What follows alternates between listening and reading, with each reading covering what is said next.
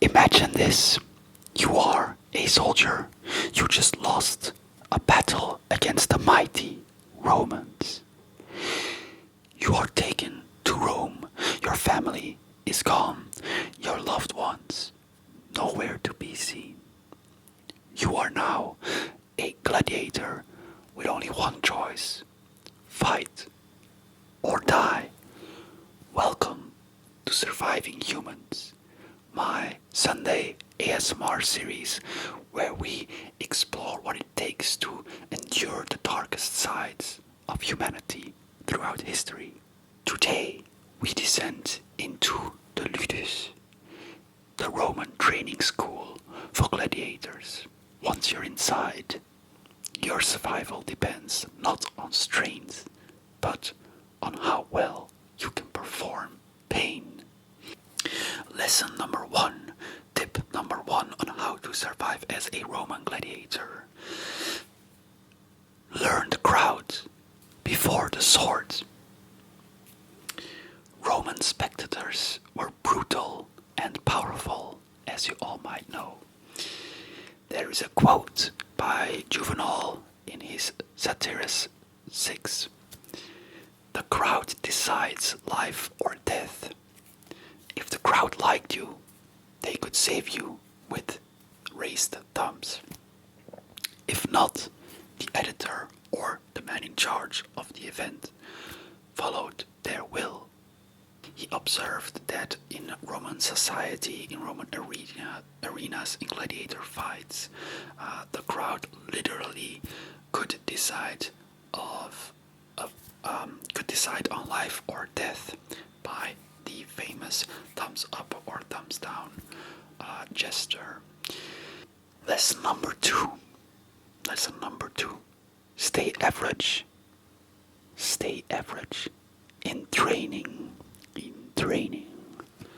According to historian Marcus Junkelmann, who reconstructed gladiator routines, he said those who drew attention too early in the ludus, in the gladiator schools, were tested sooner and with more danger. In the ludus, new recruits were trained intensely, physically and psychologically. The goal was to mold them into fighters who could entertain and survive in the arena. Junkelmann's insights suggest that standing out too soon, either by showing exceptional skill, arrogance, or defiance, could accelerate a gladiator's path towards the deadly spotlight. Rather than being protected or rewarded, they'd be thrown into high-stakes fights before they were fully prepared. Often to test their abilities or even to break their spirits or to simply entertain the crowd.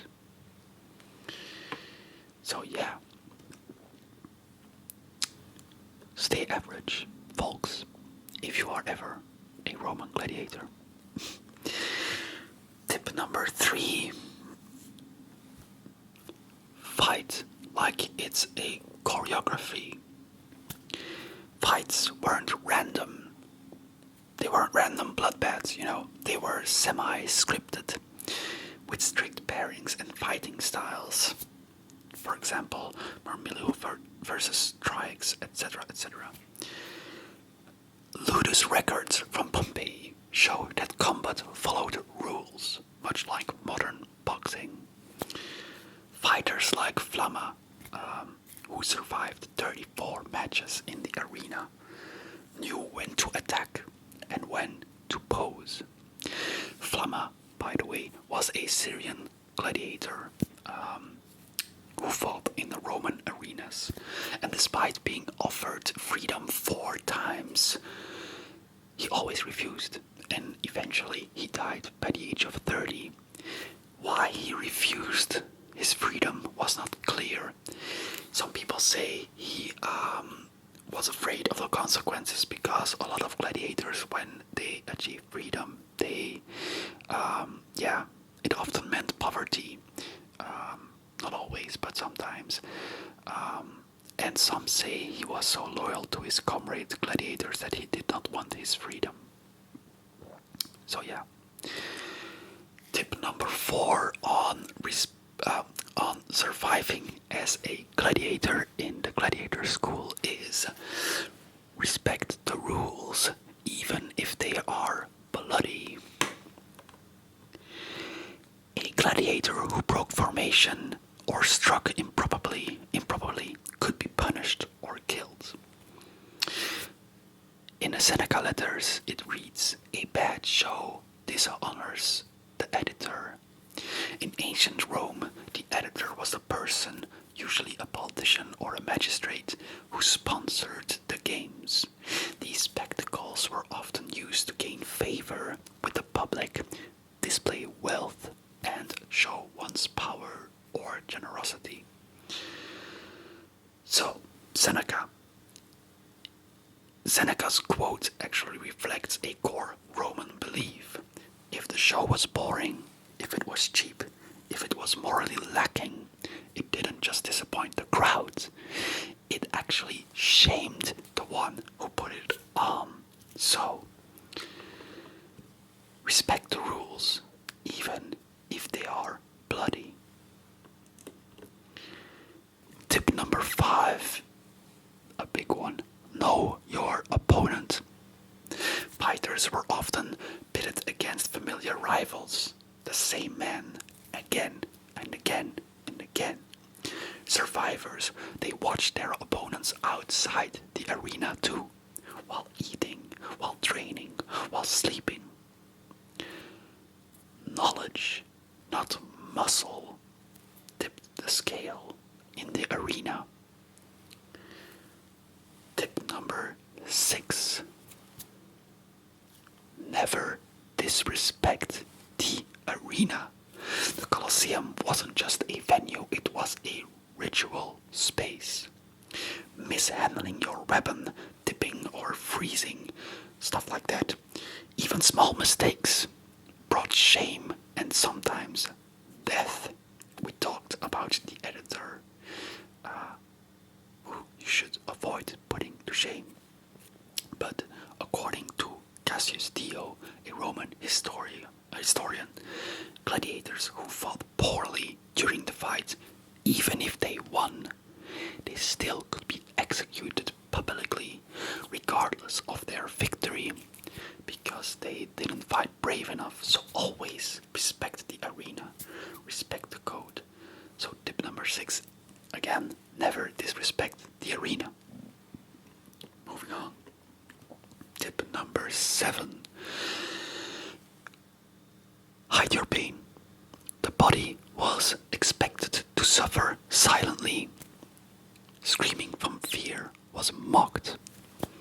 Some gladiators learned to scream for show, not from real agony.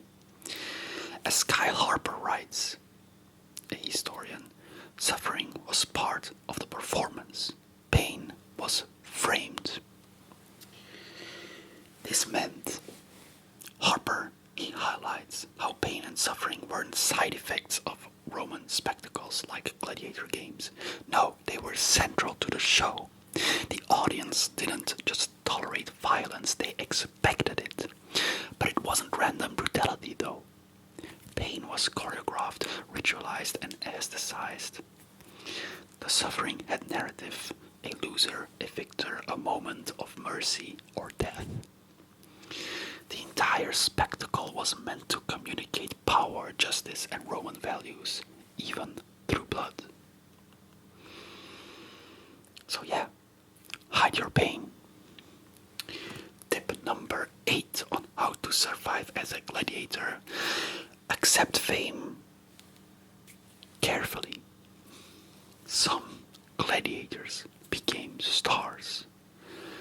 Spiculus, for example, he was so beloved that Emperor Nero offered him palaces if he survived.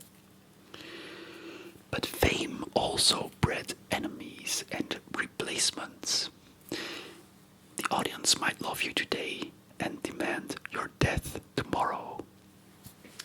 We which is also kind of like, if you think about it, how we treat famous stars today, you know, like Katy Perry, for example.